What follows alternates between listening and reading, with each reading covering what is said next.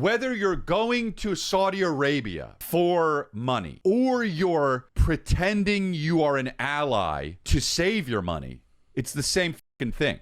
Agreed. You know, so this is all this stuff happening in Hollywood. Somebody goes through something, whether it's fucking accusations or whatever, and then everyone's like, "Well, I don't know." Yeah, you do. You know your friend. You know what they did. You know what they didn't do. Fuck you, dude. Don't be a fucking bitch about it. Don't be like, "Well, I wasn't in those rooms." Shut the fuck up, dude. You know what kind of person your friend is. You're lying. A comic tried to imply that it was hypocritical that I went because I did a special about sexual harassment and stuff like that. It was like kind of during the Me Too movement. And it's, it might be a compelling argument if it wasn't someone who was just bummed that they weren't invited, because he also believes he deserves 72 virgins. Maybe it's that. All right, so it looks like Chris D'Elia and Whitney Cummings are going at it, and I knew it was only a matter of time till Chris started calling her out. I mean, I'm honestly surprised it took this long. Because if you remember when all the accusations came out about Chris, Whitney immediately publicly called him out and cut him off, which was a big deal because at the time, Whitney was really good friends with him. And obviously, she holds some weight in the comedy scene in Hollywood. So the statement she made about Chris was really bad for him. But a lot of people at the time speculated she probably already knew what Chris was up to, and she didn't really care until she had to. So when shit hit the fan, to avoid any collateral damage, she immediately threw him under the bus.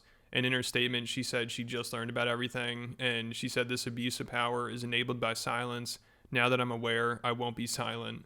And I think most people could tell she's being a little performative here. But also, this doesn't mean people think Chris is innocent. It's just people know all Whitney cares about is her career. She didn't really care about what Chris was doing, which I thought Chris would have called her out on when she started dating that skateboarder who was accused of beating his ex-wife. If you remember, I made a couple of videos about that. And Whitney actually commented on one a couple months ago, and she called me a hateful troll and said, if you or your peeps looked into me at all, you'd have a lot of answers. So that's why I decided to make this video. We need to look into her more to get some answers here. So let's see how she's been dealing with the backlash she's getting for doing the Riyadh Comedy Festival. I'm sure she's handling that really well. It's just racism. I think it took me a second because when people are going like, oh, you're doing something unethical. I'm like, oh, these must be ethical people. Let me listen. And then you're like, oh, no, you're just racist. But these are also, by the way, the same people that would go like, Trump's not my president. I'm nothing like our government. But other countries are. Look, I'm trying to help you sound less racist. Yeah, so she's taking Bill Burr's approach. All the backlash is just people being racist. I guess Whitney has a lot of racist fans because almost all of her comments on this episode are trashing her for doing the festival. Also, while I was looking into her, I noticed her podcasts barely get any comments for the amount of views they get.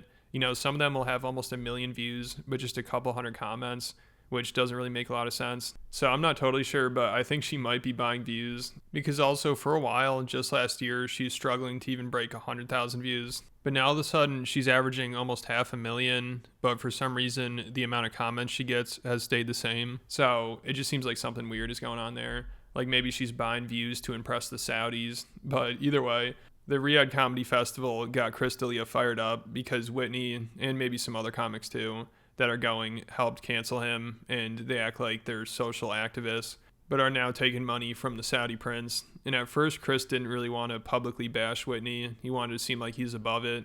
But then their producer played this new Crack Amico diss track about it. And when it got to the part where Crack was going off on Whitney, they're all waiting to see what Chris would have to say about it. And he didn't really want to talk shit, but eventually he does. What about Miss Whitney? Voice for strong women? Bitch, you gotta be shitting me. I remember you vividly, sliming D'Elia wickedly. You headed to a place where they treating women maliciously, beating the bitches viciously, physically dominating hoes. This is a very good point.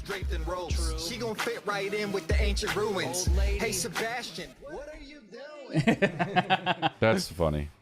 Yeah, it's I don't like any of this. Listen, I hear what you're trying to say, but yo, it is what it is. If I was one of those guys that I was watching this, I would be like this right now. I'd be like this, huh?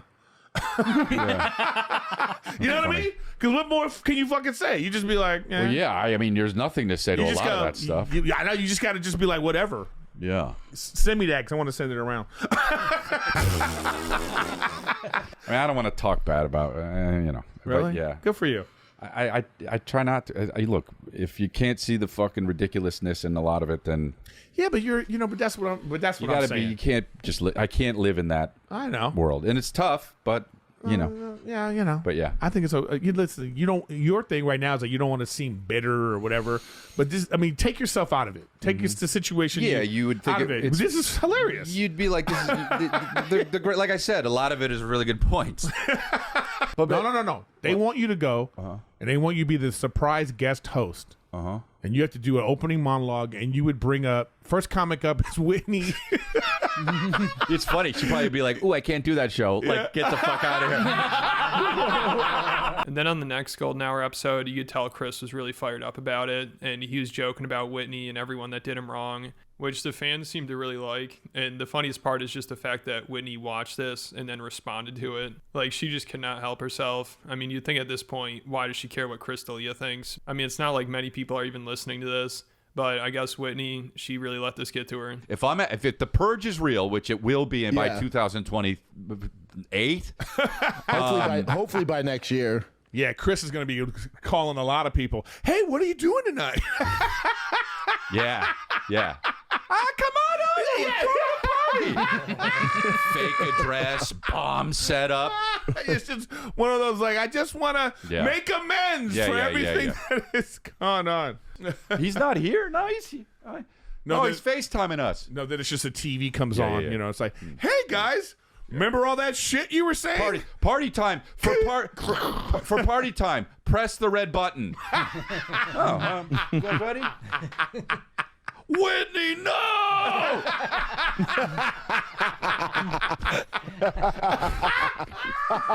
And Brendan needs to work on that fake laugh, but Chris, he continues to go off on the comics that did the festival, who are usually preachy about social issues and act all self-righteous, which is mainly Whitney and Bill Burr, I'm sure they're thinking of as well. And Chris gets pretty fired up about it, and it's funny, eventually he just starts going off about how in Hollywood, whenever allegations are made against somebody, all their friends act like they had no idea what was going on and distance themselves from them. And he's like, that's bullshit, you know what your friend is like. And obviously he's just referring to himself here and how people like Whitney Cummings treated him. So I don't give a fuck about your politics. Everyone's treated me like trash. Fuck you, I don't care, as long as my family's good. So yeah, I would. But if I'm out there saying, hey, the Me Too movement, hey, Black Lives Matter, hey, this is all important shit, we need free speech, and then you take the bag, you're a asshole. Now I can't believe anything. No, you're a sellout. Say your definition of a sellout. It's like it's like, dude, you're only do shit for money. Don't act like you are someone who is moral. Don't do that. Well, that's all performative. Well, it is performative. To your point, these people, even the people that, like, when people, you see all this stuff happen in Hollywood, somebody goes through something, whether it's fucking accusations or whatever, and then everyone's like, well, I don't know. Yeah, you do. You know your friend. You know what they did. You know what they didn't do. Fuck you. Dude, don't be a fucking bitch about it. Don't be like, well, I wasn't in those rooms. Shut the fuck up, dude. You know what kind of person your friend is. You're lying. You're lying. Agree, but also, Chris, I think to the point too, it helped you out. Like, you realize that they ain't shit. You know what I'm saying? Like, you thought you had a lot of friends. You did not have a lot of friends. Yeah, no, I know. Those people are not your friends. No, I know. And that's why comedians to me are. And it makes you more cold-hearted. It's just entertainment. If you're an entertainer, be an entertainer. If you want to be an activist, be an activist. But don't be an activist under the guise of you're making money of it. That's horseshit. It's like, dude, the BLM shit, right? Like, people are like, well, the leader of BLM was using money to buy houses. Okay, if that's true, fuck her. Obviously, that's true. Right. Okay, that's true. Right? I don't say. I'm just saying. I knew you were going to say that, Brendan. But it's like, like this is well documented. But so Whitney saw this. I guess she's always just paying attention to what people are saying about her, and she felt like she had to respond to it, which just made things worse. Like I said, most of the comments were negative and just talking about how out of touch she is. And she doesn't say Chris's name at all during the podcast, but it's clear she's definitely referring to him. Just because you don't believe in comedy, it doesn't mean other people don't. People are like, you sell out. I love when a Nepo baby tells comics who grew up poor that they're sellouts. People whose dads have points on huge television shows are like, I have a backup plan, a trust fund. You're a sellout for making money. Comics have been doing rants about it. A comic tried to imply that it was hypocritical that I went because I did a special about sexual harassment and stuff like that. It was like kind of during the Me Too movement. And it's, it might be a compelling argument if it wasn't someone who was just bummed that they weren't invited, because he also believes he deserves 72 virgins. Maybe it's that. As always, thank you for listening. Yeah, so I'm surprised she'd respond to this and want to give Chris the attention. Like, even Chris is probably like, damn, I didn't know it was that easy to get to her. Because also her continuing to try to address this comedy festival isn't helping either. And now she's calling most of her fans racist. So she's just out of control. That's what I learned from looking into her. But let me know you guys think about it. And if you're interested, I just posted a big video to Patreon about how Trump supporters and influencers are starting to get really pissed at Joe Rogan for turning on Trump. And then also recently, the past few weeks, I've been talking about how Theo Von is going through it. He bombed at his Netflix taping, and then he hit on a reporter and got completely shut down. So if you're interested at all, I have 150 exclusive videos on there. Make sure you check it out. There'll be a link in the description.